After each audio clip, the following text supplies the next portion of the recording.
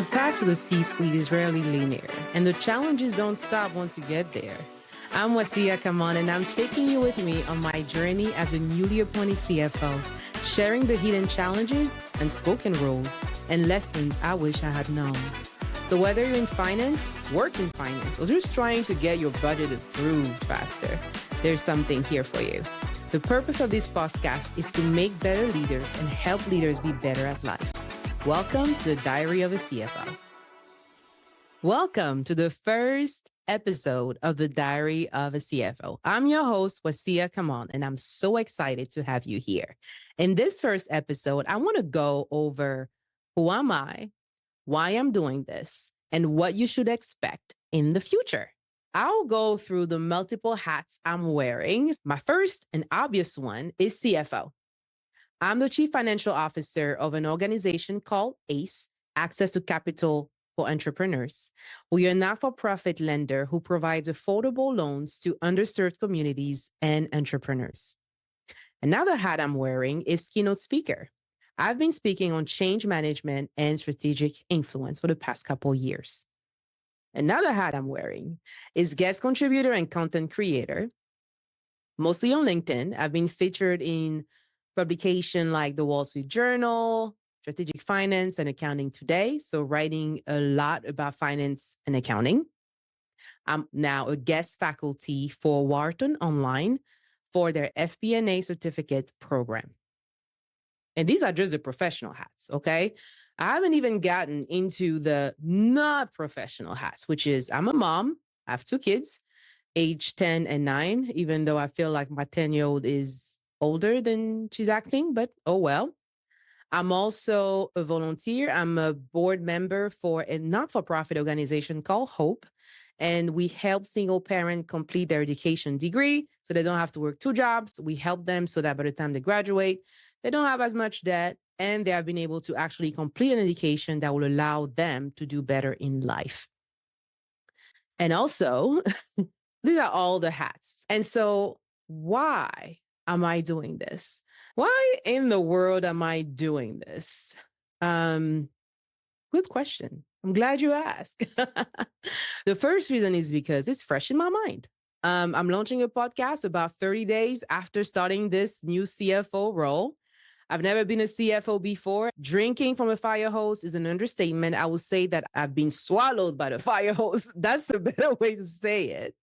When I announced that I became a CFO, a lot of people reached out to me on LinkedIn, and it made me realize that there is so much I want to share with people about my journey, and it's hard to do it by writing posts because writing is great, but it's sometimes hard to capture the complexities of how you succeed in the corporate world. And I realize that podcasting allows for more in-depth conversation. I want to be able to provide insights that address that intersection of optimizing a business financially while having a rewarding career and personal life.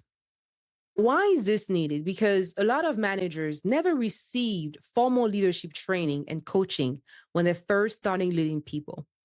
That was my case. I also ran a study on LinkedIn that showed that, yes, I'm not the only one. And so as a result, they often tend to become bad managers before becoming great leaders, if they actually make the shift at some point. And so you realize that managers need help. Leaders need help. It is not easy to lead. If you go, for example, on Google and you start typing my manager, the suggestions that you will see is my manager is toxic, incompetent, or gaslighting me. That's what Google will fill in the blank for you when you stop typing my manager in Google search. So I really hope that through this podcast, managers and leaders alike will learn, have different perspectives, see things differently. And now, the third reason why I'm doing this is because I haven't seen a lot of people looking like me do this and do it from this angle.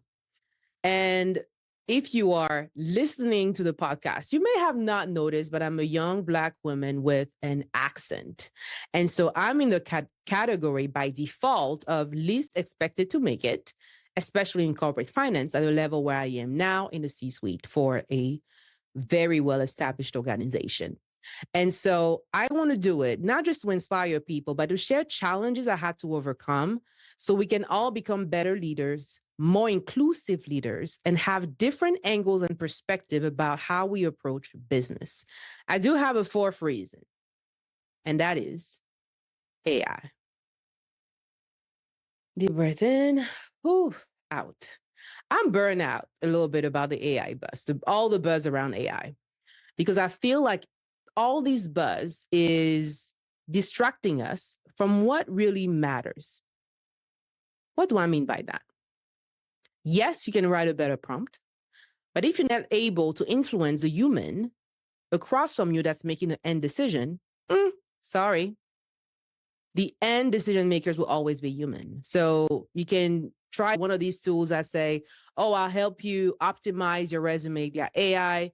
You get the interview. But if you are not good at interviewing, it doesn't matter that you use AI or not. You will not get that job.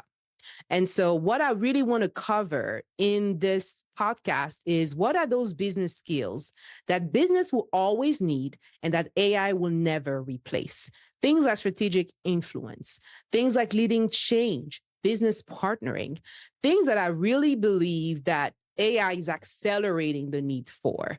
That is really what I want to focus in this podcast. So it doesn't matter whether you're in finance or not, you will gain something from it.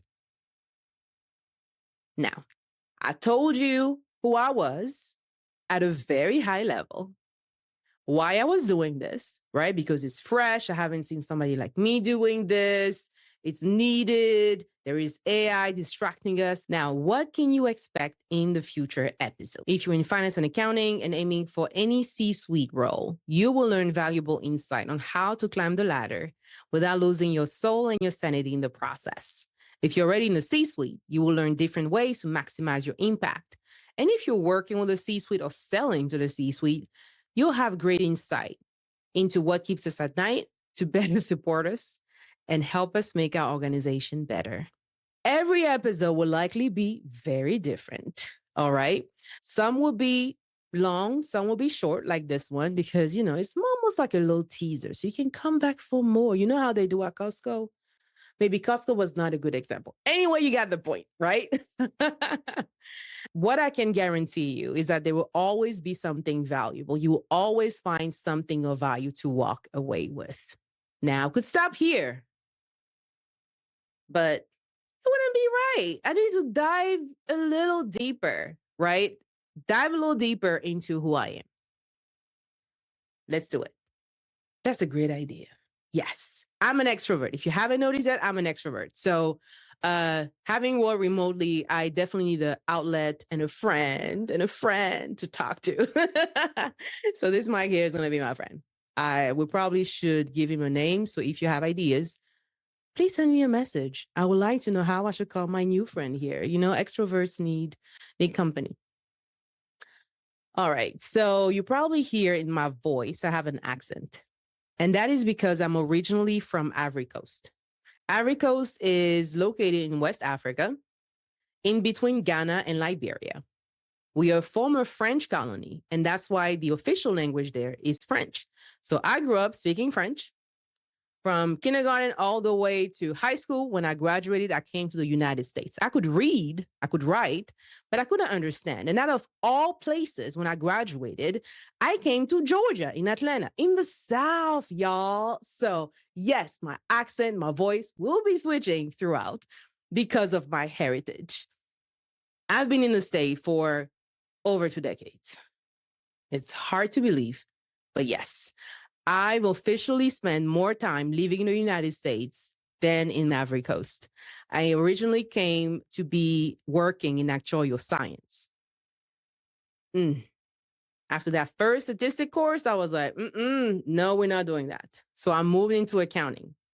I took my first accounting course. I loved it. And then I took this personality test. I said, yes, you'll be a great accountant. And I believed it. Okay. I was just 19 years old by that time. So I went all in accounting. I interned first at a not-for-profit. Funny enough, my first role was bookkeeper at a not-for-profit. So it's almost like a full circle moment to be now my first CFO role ever is in a not-for-profit. I then went to work for a CPA firm I learned a lot about high net worth individual, tax strategies for LLC, S Corp, and all that stuff. But it was boring to me. Okay. So I decided to, hey, let's try audit. Especially in college, it was all about the big four. And I got an internship at PwC, PricewaterhouseCoopers. Hated it. It didn't fit my personality. I didn't realize in college that when you're an auditor, the minute you step in, people want you out. And I like people. I like being around people.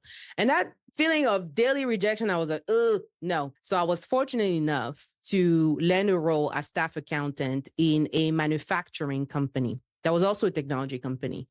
I stayed there for almost 9 years. Actually, I stayed there for 9 years. And that's where I really learned the world of corporate accounting and finance. The company grew tremendously, almost doubling, if not tripled in size while I was there. When I started, the department was just barely five people. By the time I left, I was controlling that, overseeing over 15 direct and indirect reports. The reason I left there was one, because I had started the financial planning and analysis department, FP&A, and loved it, but it was only 25% of my job. So I wanted to do more of that. And the second reason was because I didn't speak Greek. Yes, that company was Greek owned. It was traded on the Greek stock exchange, but we're private here in the US. And they really like the CFO to speak Greek and be able to conduct business in Greek and present budget in Greek. And this African woman now, I just learned English. Should I learn again another language? Why? Okay. So I left. And so from this role, I went into full 100% FP&A and a pharmaceutical company. Great culture. There, COVID hit. COVID hit me when I was there. And COVID, like many other things, was that time of the great resignation, looking for more, looking for better, wondering what are we doing in this world. And that's how I started building my brand on LinkedIn, starting speaking, and wanted to see more of the world. And I took this role as VP of Finance and Accounting at a chemical manufacturer. And then I fell in love with not-for-profit because at about the same time, I had joined the board of a not-for-profit called Hope. And what we do at Hope, because I'm still with Hope, I'm the treasurer, is that we help single parent complete their education degree.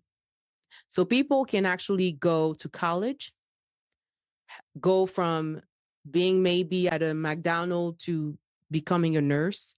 And while they're doing it, they're required to have a full-time job. They're also required to be at school at a part-time with a certain grade point average. And so it's been an amazing experience. And that's when I started that journey of, I really want to work for impact. And I got a great opportunity to join a CDFI called the Low Income Investment Fund that is also in the same space as ACE. So after I left the Low Income Investment Fund, I became now Chief Financial Officer here at ACE. And what we do is helping entrepreneurs in areas that banks like Bank of America, the Wells Fargo may not be able to give because of some of their regulations. But we're able to have such an impact here in the state of Georgia. It's amazing. I will probably have a whole episode about the work that we do, but it's been an amazing journey. And being in impact lending, working for not-for-profit, I would say, doesn't mean that the accounting is easier. If not, I think it's even more complicated. It doesn't mean that, we're not paying bills or we're not meeting with funders or investors. No, it's all accounting and finance is the same.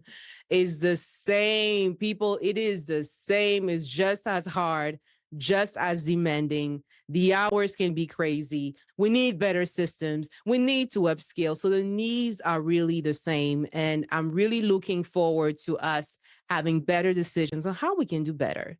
How should we be doing a better job as finance and business leaders? This is it for today. I know you want to hear more. So watch the next episode. Thanks for tuning in.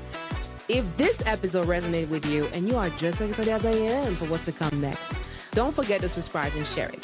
I'm Wasia Kamwan, and I will see you next in an episode with more insight to help you be a better leader and be better at life.